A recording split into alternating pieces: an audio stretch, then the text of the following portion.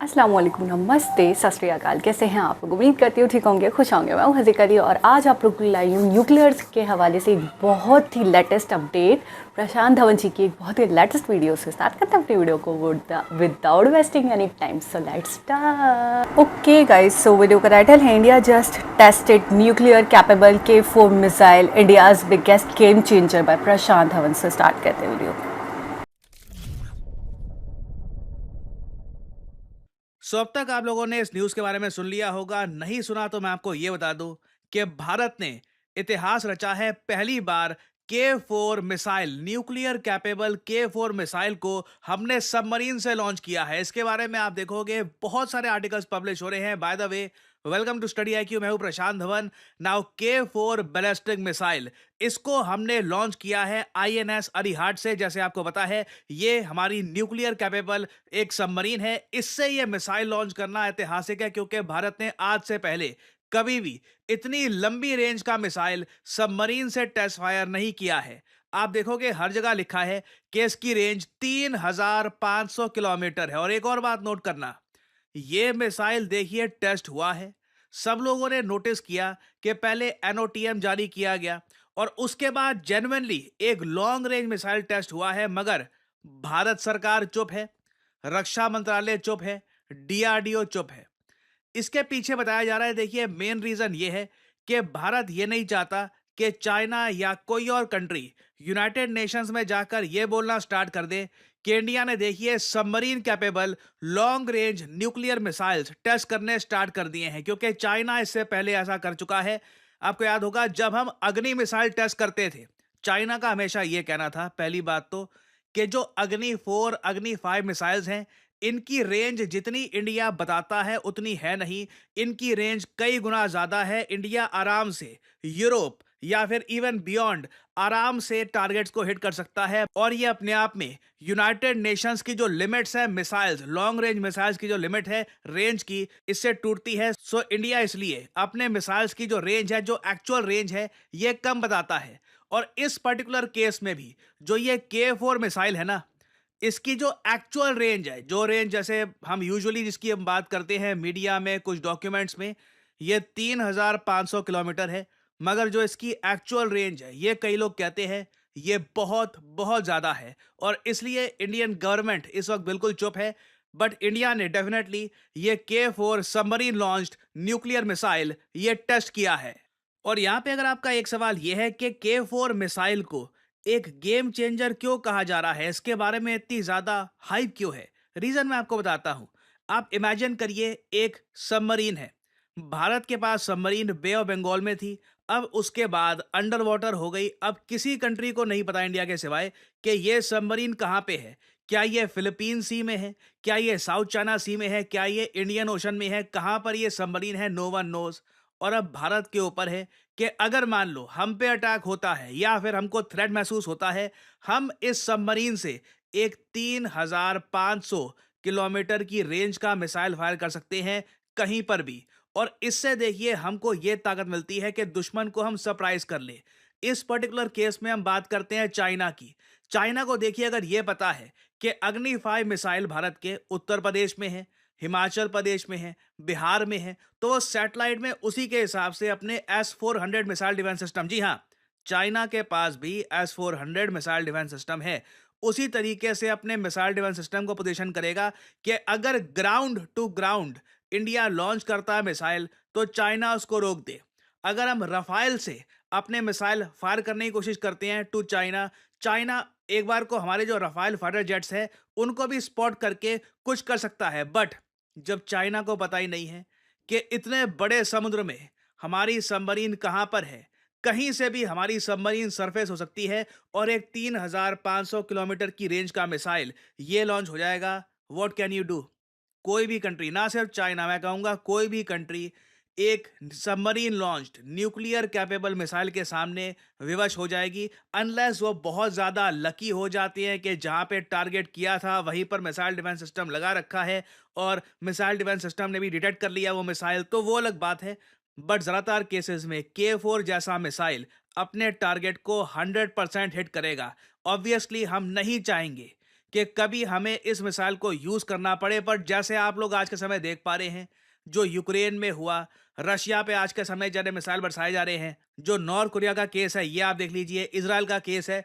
आज के समय you have to be prepared. अगर आप कमज़ोर हैं, अगर आपके पास ऐसे वेपन्स नहीं हैं, तो ये आपकी गलती है। यू आर वीक और आपकी वीकनेस का फ़ायदा उठाया जाएगा। और हम इंडियंस को पता है, इतिहास में हमने ये बात देखी है कि जब जब हम इंटरनली वीक हुए, जब जब हम बटे हुए थे, बाहर के लोगों ने आकर हैवी डैमेज पहुंचाया है हमको। 200 साल तक तो एक टापू देश ने, यूके ने हमको गुलाम बनाकर रखा, कॉलोनी बनाकर रखा हमको, और हमारी इकोनॉमी बर्बाद कर दी। तो वो जो लेसन्स थे ना हिस्ट्री के, ये हमेशा हमारे माइंड में रहेंगे। जो हमेशा हमारे कंट्री के लीडर्स हैं वो मान के चलेंगे कि इंडिया मस्ट बी प्रिपेयर्ड। हम लोग ऐसे मिसाइल्स के बिना ऑपरेट नहीं कर सकते। Even though we are a peace loving country, हमें बाकी कंट्रीज को बताना होगा कि yes we are peace loving, but अगर हमको कब्जाने की कोशिश करी गई, अगर हम पे अटैक होता है, वी कैन रिप्लाई।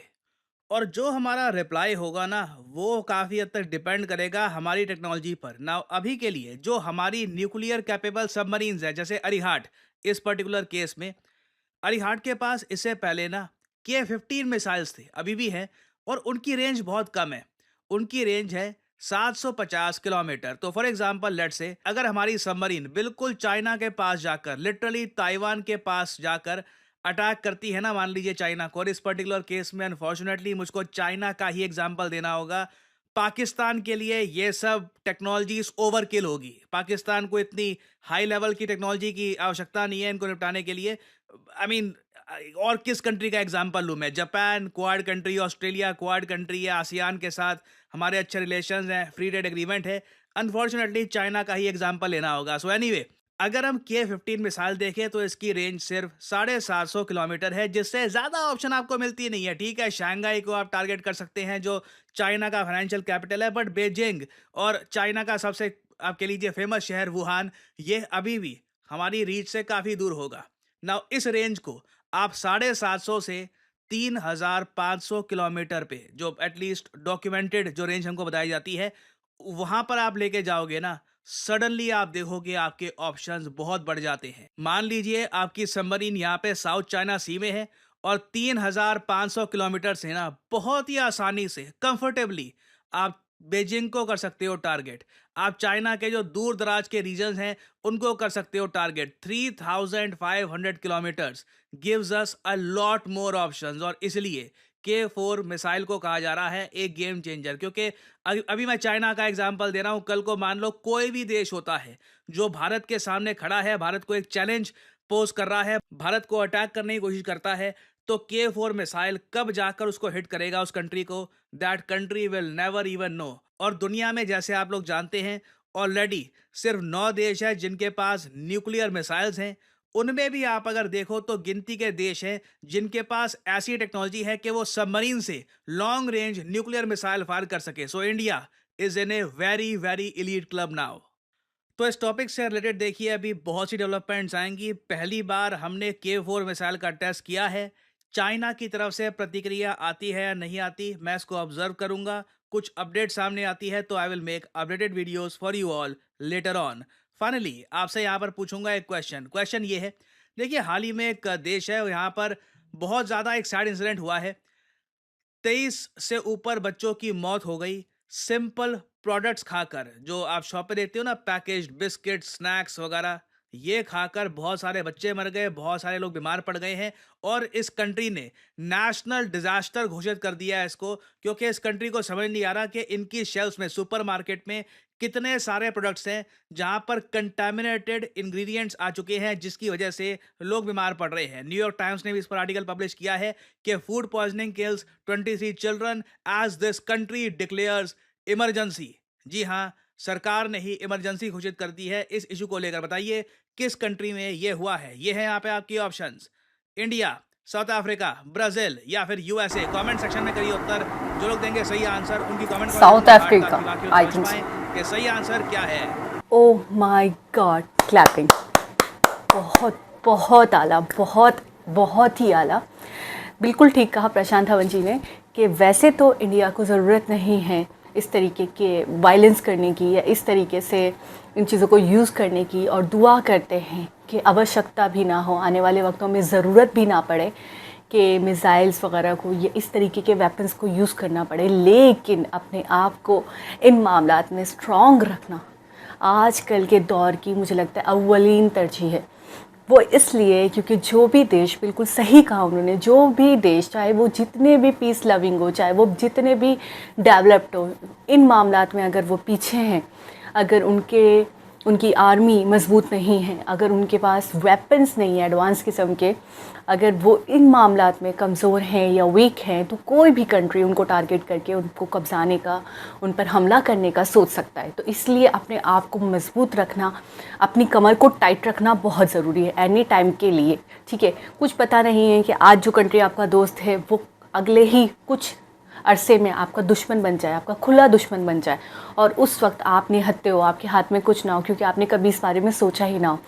आजकल का जो दौर है, लोग या कंट्रीज़ की अगर मैं बात करूं, आवाम की बात करूं या कंट्रीज़ की बात करूं, तो सब अमन चाहते हैं, सब अमन अमान चाहते हैं, सब पीस चाहते हैं, सब लव चाहते हैं। लेकिन सबके चाहने से कुछ नहीं होता। मामलात कब बिगड़ जाए, कब गंभीरता आ जाए, कब सिचुएशन क्रिटिकल हो जाए, किसी को भी ख़बर नहीं है, किसी को भी नहीं पता। तो इन औकात के लिए, इन वक्तों के लिए, इस टाइम के लिए इन चीज़ों का होना बहुत ज़रूरी है। लाइक चाइना की अगर हम बात करें तो चाइना अपने आप में बहुत स्ट्रॉन्ग कंट्री है, इन मामलात में वो बहुत स्ट्रॉन्ग है। ठीक है, जापान बहुत स्ट्रॉन्ग, बहुत आगे है। इसी तरीके से अगर हम बात करें रशिया की, तो वो इन मामलात में बहुत आगे, बहुत स्ट्रॉन्ग है। यूएसए बहुत स्ट्रॉन्ग है, अपने आप को कहता है कि मैं बहुत पीस लविंग कंट्री हूँ। ये सारे कंट्रीज़ यही कहते हैं कि भाई हमें लड़ाई झगड़ा नहीं चाहिए, हमें ये चीज़ें नहीं चाहिए, इनसे किसी की भी तरक्की नहीं है, इनसे किसी का भी भला नहीं हुआ है, इनसे सिर्फ़ और सिर्फ नुकसान ही होते हैं। लेकिन कहने की हद तक ठीक है, लेकिन जब अमली मुजाहरा करने का टाइम आता है तो हर कंट्री एक दूसरे कंट्री से आगे है। इसलिए एक कंट्री का डिफेंस सिस्टम बहुत मजबूत होना चाहिए, बहुत ही ज़्यादा मजबूत होना चाहिए। और थोड़ी सी शर्मिंदगी भी महसूस हुई इस वीडियो में जब प्रशांत धवन जी ने कहा कि पाकिस्तान को निपटाने के लिए इतने हाई लेवल का मिसाइल चाहिए नहीं होगा। तो मतलब स्पीचलेस। लेकिन ये है कि खैर हमारे कंट्री में भी अगर देखें हम, थोड़ी सी नज़र डालें, तो हमारी कंट्री में भी डिफेंस को लेकर काफ़ी पैसा उस पर लगाया जाता है, काफ़ी एक ह्यूज अमाउंट जो है वो उस पर खर्चा जाता है।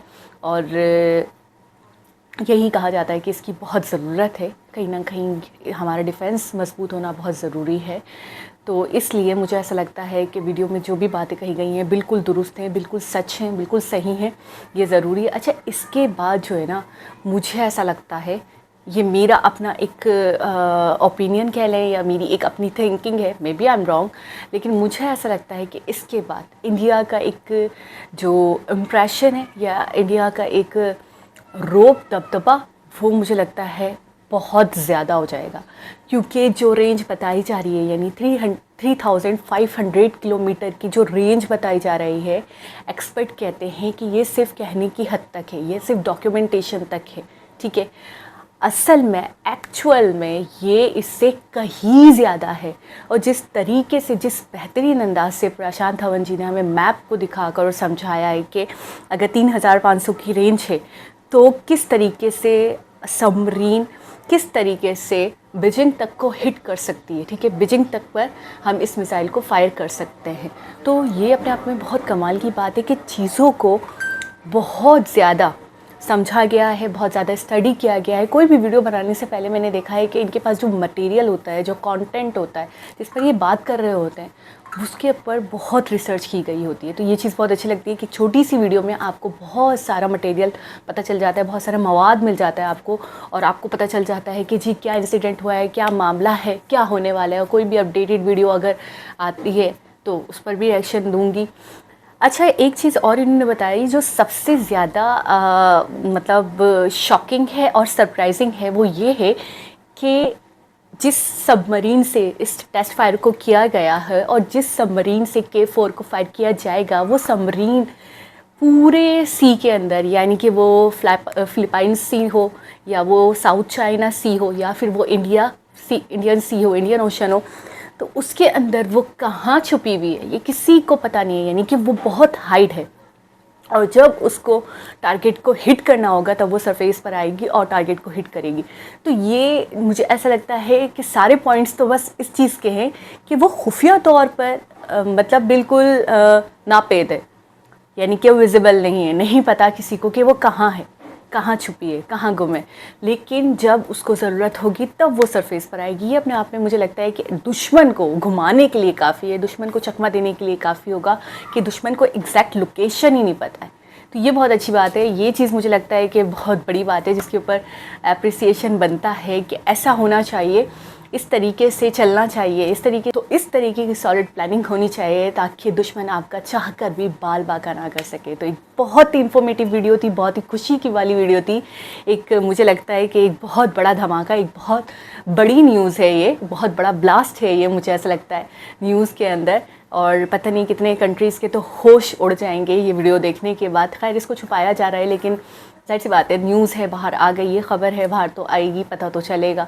ऐसी बात है, पूरी वीडियोस बन रही हैं तो सब कोई खबर हो जाएगी। लेकिन फिर भी कुछ बहुत ख़ास चीज़ों को कॉन्फिडेंशियल ही रखा गया है। तो दोबारा किसी और वीडियो के साथ आपसे मुलाकात होगी। जब तक अपना बहुत सारा ख्याल रखें और आप हमारे चैनल वाओ फैक्ट 2.2 को सब्सक्राइब करना, वीडियो को लाइक करना, दूसरों के साथ शेयर करना और बेल आइकन को प्रेस करना बिल्कुल ना भूलें ताकि आने वाली हर वीडियो का नोटिफिकेशन आपको टाइम टू टाइम मिलता रहे। सो अपना बहुत सारा ख्याल रखें। अल्लाह हाफ़िज़।